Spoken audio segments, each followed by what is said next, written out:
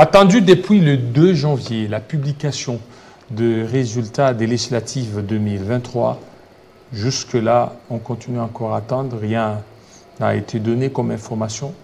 Ça a été reporté sine die. Pourquoi ces reports? Entre-temps, ça se murmure, ça se chuchote dans des quartiers généraux des partis politiques. Est-ce qu'il y a des quotas qui seraient réservés à X, Y partis politiques? Nous allons essayer d'analyser cette question avec Méder Kankolongo. Bienvenue. Merci Jean-David pour l'invitation. Vous êtes bien portant? Très bien, après la campagne, on est là, les élections, Vous Dieu pas merci. Fatigué, là. Un peu fatigué, mais la République a besoin de nous. On est là pour défendre la République. Fatigué. Est-ce que la récolte a été bonne aux élections? Avec vos PV, hein? Exactement, mais lorsque vous regardez le PV tel qu'affiché, c'est l'avantage de ces élections.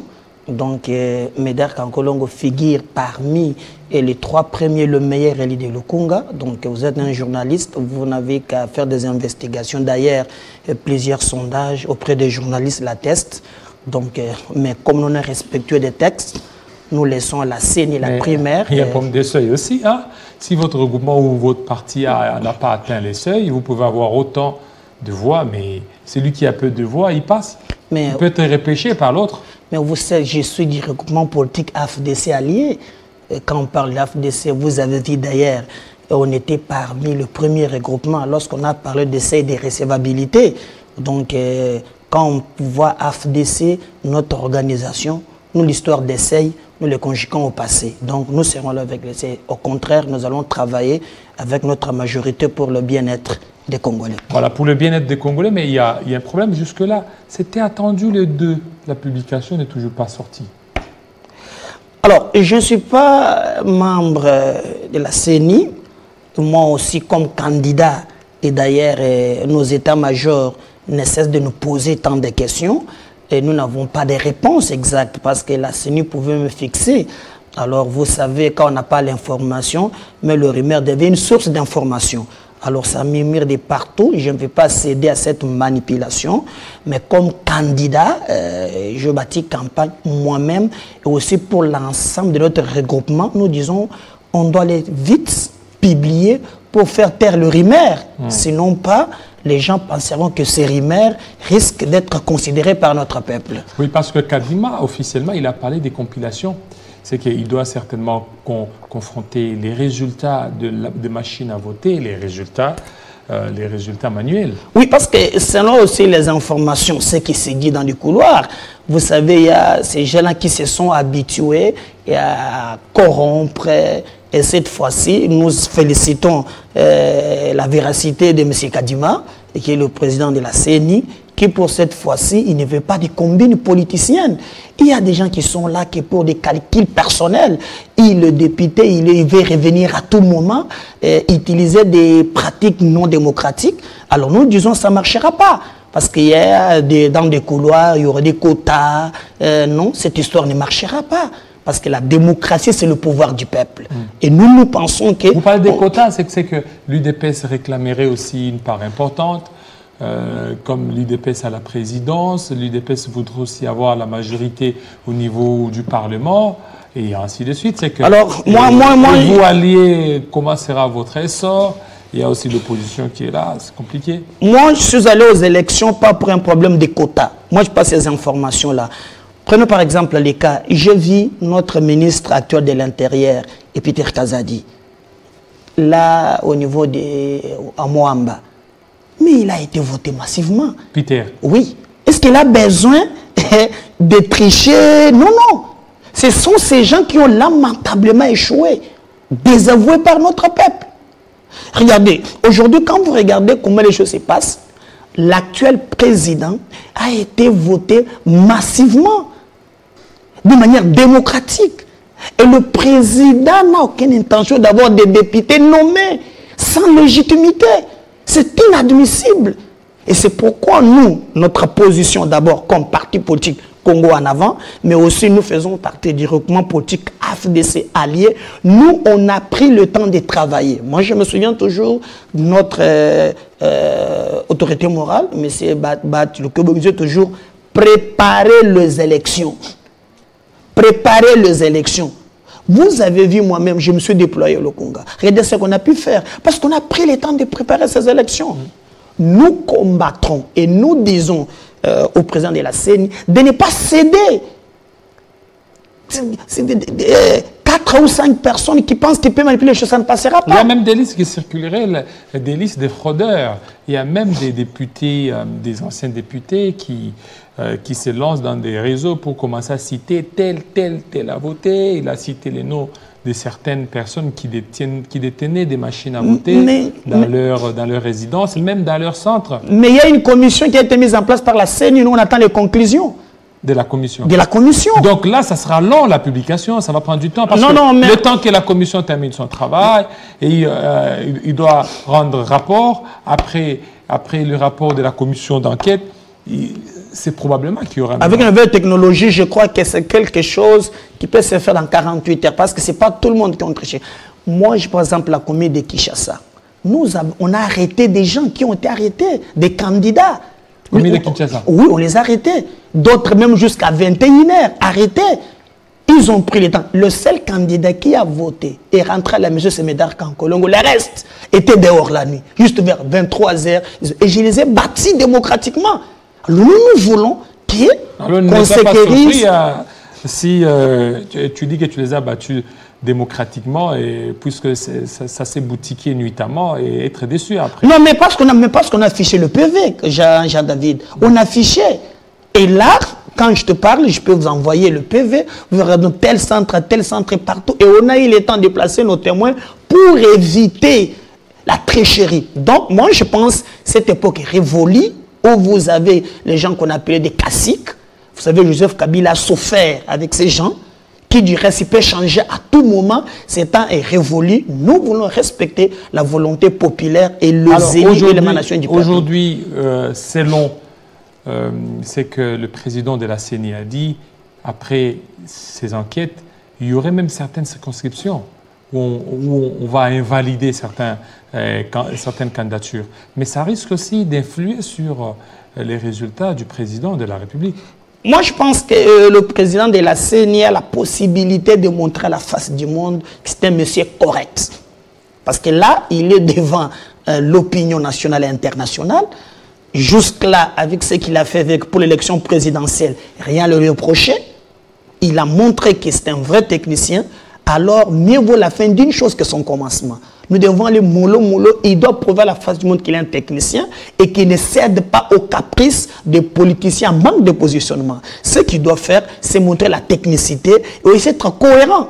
Parce que s'il cède, Jean-David Kilolo, il sera ioué et tout le monde pensera qu'il est corrompu.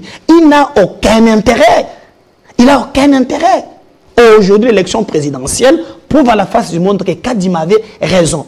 Hormis quelques irrégularités qui ne manquent pas, mais il est resté logique par rapport à lui-même. Donc nous lui disons, il ne peut jamais céder à la provocation ni manipulation des politiciens sans foi ni loi.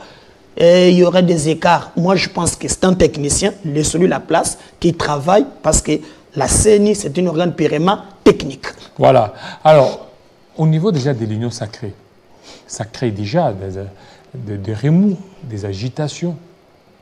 On a même vu, il y a un audio, d'ailleurs, votre prédécesseur, je lui ai posé des questions par rapport à ça, un audio de Mbata qui parle, qui dit qu'il a empêché, c'est lui qui a empêché Bahati Lukwebo d'avoir un juge. Est-ce que vous ne voyez pas que ça constitue encore des malaises au sein de votre parti, au sein de votre groupement politique? Vous savez, dans ces pays, je ne sais pas si le professeur Mbata oublie vite, nous avons connu un tout-puissant Kabound.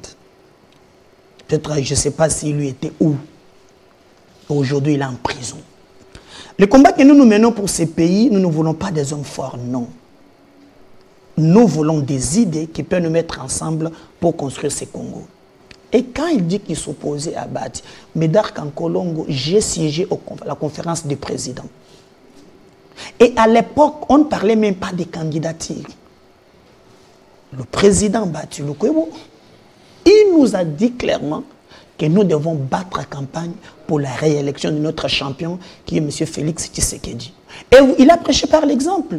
Vous l'avez vu à Goma, partout. Au fin fond, en train de battre campagne pour le président.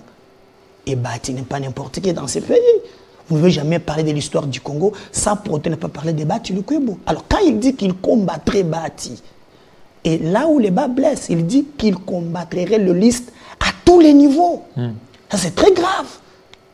Je pense, et nous avons dit, je fais partie du regroupement AFDC allié, nous avons dit au président de la CENI de ne pas céder à ces chantages inutiles et de trop. La CENI, c'est une organe technique et qui est totalement indépendante. Et nous voulons voir cette indépendance. Au contraire, Mbata pouvait préparer les élections. Parce qu'il en a des moyens, mais quand il dit que non, parce qu'il y a un candidat là, je vais le combattre. On ne combat pas. Combattre le candidat de l'AFDC, c'est combattre le peuple.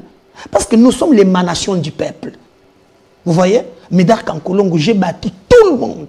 Et vous allez dire comment vous allez me déclasser. Et partout où je passe, avec tout ce que j'ai mené comme combat dans ce pays. Parce qu'il y a la volonté d'un individu. Ça ne passera pas. Mais voilà pourquoi il vous a privé à un juge constitutionnel. Vous l'avez raté, un juge. Vous savez, nous sommes les enfants de Dieu, comme dit toujours notre président. Nous sommes les enfants de Dieu. C'est que lui, c'est quoi très, très fort. Je vous rappelle, dans ces pays, on a connu un Jean-Marc Kabound. Très fort que lui. Il est à Makala. Moi, je pense que le plus important, sa force. Mettons nos intelligences ensemble. Travaillons pour le bien-être du Congo. Le président de la République prêche par l'exemple. Il a fédéré tout le monde. Vous voyez pas que ça vous fragilise au sein de l'Union sacrée. Là où Katumbi a échoué, tu sais qu'il a réussi. Regardez, quand Katumbi va campagne, derrière Katumbi, il y a qui? Mais regardez Tshisekedi. Il a réussi à fédérer la classe politique. Tous les leaders étaient autour de Tshisekedi. Et quand même, j'apprends, les gens disent que non. Comment ils pouvaient échouer? Parce que le président, c'est un rassembleur.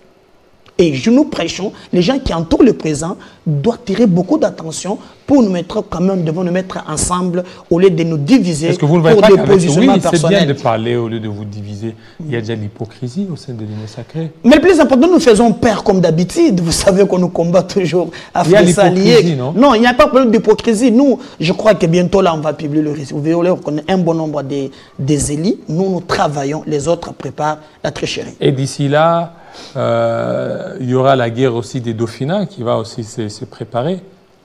Alors laissez le temps au temps. Moi, je ne vais pas discuter sur le sexe des anges. Mais comment sexe des anges?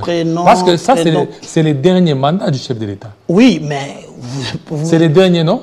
Mais oui, je le sais. Vous préparez pourquoi vous insistez? Qui vous a dit qu'il y a encore un autre mandat? Non, je vous dis c'est les derniers mandats. Nous, le constitutionnellement parlant, oui. Oui. En 2028, il y aura quelqu'un d'autre. Mais pourquoi vous me posez la question? On est en 2000. Je vous rappelle, non? On est en 2024. Et vous me posez la question de ce qui arrivera en 5 ans. Nous sommes respectueux des textes. Nous sommes politiques. Vous n'allez pas changer la Constitution. D'ailleurs, vous... Parce qu'avec 63 et 73%, les chefs d'État peuvent dire, bon, c'est une légitimité, je peux changer, et puis la population est derrière moi. Vous savez, la démocratie a ses caprices. Et moi, je pense que nous sommes respectueux des textes. Le président l'a prouvé. Les gens parlaient qu'il n'y aura pas élection. Il avait si bien dit, nous respecterons les mandats tels que voulus par le peuple. Et je pense d'ailleurs, c'est ce que nous ferons. Après, nous avons un président de la République, un démocrate, qui s'exprime. D'ailleurs, il y a, c'est là, 5-10 ans, pour la tenue des élections, on philosophait. Mais là, vous avez un président, tout ce qu'il a dit, il le respecte. De ce côté-là, ayez votre mal à patience. Nous aurons bien des élections. Quand on y verra au moment opportun, nous allons nous réunir comme une famille politique décidée. Alors, je vous pose la question. Pour vous, les chefs de l'État, vous voulez qu'il continue ou qu'il reste? Moi, Médard Kankolongo... Parce que je vous pose les 4 janvier 2024. Donc, ça va rester. Je vous reposerai au moment opportun encore. Et que je vous réponds très à l'aise. Médard Kankolongo est respectueux des textes. Je suis président d'un parti politique. Je me bats pour le respect des textes. Tel que nous le voyons aujourd'hui, la Constitution prévoit que le président de la République a droit à émander une seule fois. Donc, je ne sais pas pourquoi vous ne serez pas tenté, hein? Mais je vous dis que l'actuel, vous me posez des questions. Je sais que vous cherchez comment me piéger. Je vous pose la question. Ça ne marchera pas. Et je vous réponds, nous respecterons la Constitution. Et le président l'a si bien montré, nous serons les esclaves de texte. Voilà, esclave des textes, merci beaucoup, Médère Kankolongo, surtout de votre passage. Et joyeuse fête à vous. Merci, je profite aussi pour vous le réciproquer, surtout à Jean-Marie, notre aîné, Jean-Marie Kassamba. Vraiment, c'est un aîné, parfois, quand on a le temps de discuter avec lui, vous sentez qu'il aime le Congo. Voilà, merci beaucoup. Alors, tout de suite, alors, Rodrigue Ramazani.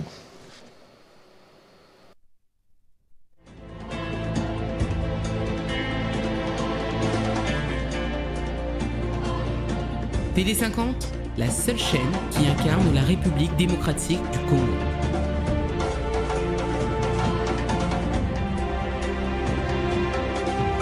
TD50, simplement congolais.